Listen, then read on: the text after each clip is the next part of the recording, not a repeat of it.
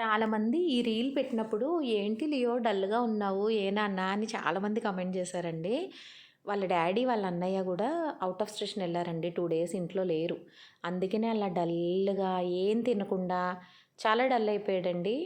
నాతోనే ఉండేవాడు గానీ డల్‌గా ఉండేవాడు చూడండి. అదిగో. ఏదో పోగొట్టుకున్నవాడిలాగా పడుకునేవాడు. నా దగ్గరే తినేవాడు కాదు.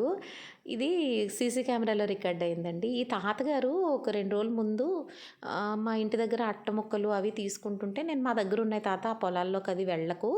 ఏమన్నా ఉంటాయని" చెప్పి ఇచ్చానండి. నెక్స్ట్ డే వచ్చారు. ఏంటి మళ్ళీ అట్లకొచ్చాడేమో అనుకున్నాను. బిస్కెట్లు తీసుకొచ్చారండి. తీసుకొచ్చి "పిల్లలకి పెట్టమ్మా, పిల్లలకి పెట్టమ్మా" అంటున్నారు. నేను వద్దంటే చూడండి నన్ను బతిమాలుతున్నారు. "నా యమ్మ కదా పిల్లలకి పెట్టమ్మా.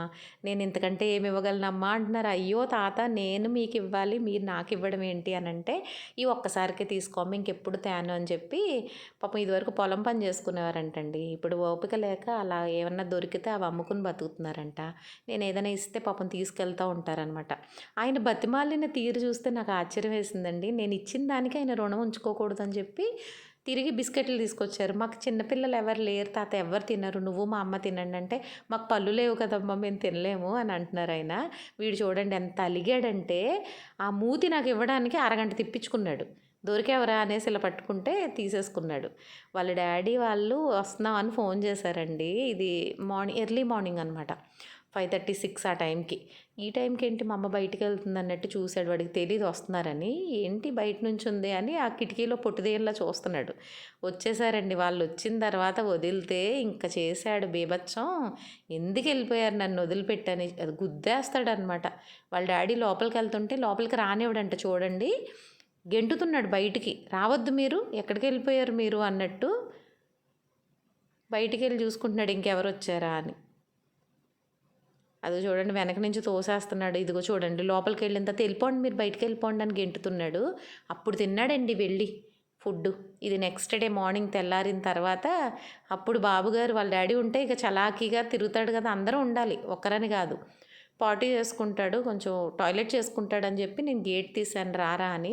సగం దూరం వచ్చిన తర్వాత మళ్ళీ వాడికి ఏదో గుర్తొచ్చినట్టుంది. లోపలికెళ్ళి కొంచెం పెడిగ్రీ తిని వచ్చాడండి. వచ్చి సుసు చేసుకుంటాడండి. అది కూడా మా కారు మీదే చేయాలి. ఈవినింగ్ వాకింగ్‌కి వెళ్ళినప్పుడు వెళ్తాడండి. మళ్ళీ వెళ్ళడు కదా అని పొద్దున్నే వదులుతాము. చాలా డిసిప్లిన్‌గా వెనక్కొచ్చేస్తాడండి చేసుకొని. ఇంట్లో ఎవ్వరు మిస్ అయినా వాడికి నచ్చదండి. అందరూ ఉండాలి. నలుగురు ఉంటేనే వాడికి కుదురుతదనమాట. లేకపోతే ఏంటో తోచనట్టు డల్‌గా పడుకుంటాడు.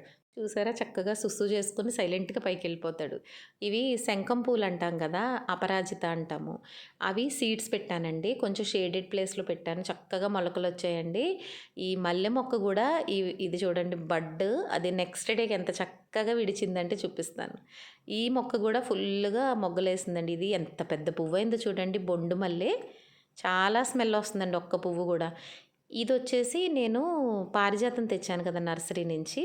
కొంచెం కాస్ట్లీ అండి. నార్మల్‌గా పారిజాతం మొక్క మనకి 40-60 ఉంటది. ఇది గ్రాఫ్టెడ్ పారిజాతం మూలాన రూ. 250 తీసుకున్నారు. అది ఒక్క మొక్కతోనే ఎందుకు ఇదవ్వాలని చెప్పి సీడ్స్ అందులో రాలుతున్నాయి గానీ మొక్కలు రావట్ల. నేను జాగ్రత్తగా సీడ్ తీసి వేశానండి. కోకోపీట్‌లో వేశాను. చక్కగా వచ్చిందండి. ఇంత కాస్ట్లీ మొక్కల్ని మనం అక్కడితోనే ఆపేయకుండా దాన్ని ఇంకా కొంచెం పెంచాలి కదా! ఆ సీడ్స్ అయి జాగ్రత్త పెట్టి వేస్తున్నాననమాట. ఇవే కాదండి మల్లె, గులాబీ ఇవి కూడా నేను కొమ్మలతోటి చాలా వరకు పెంచుతున్నాను.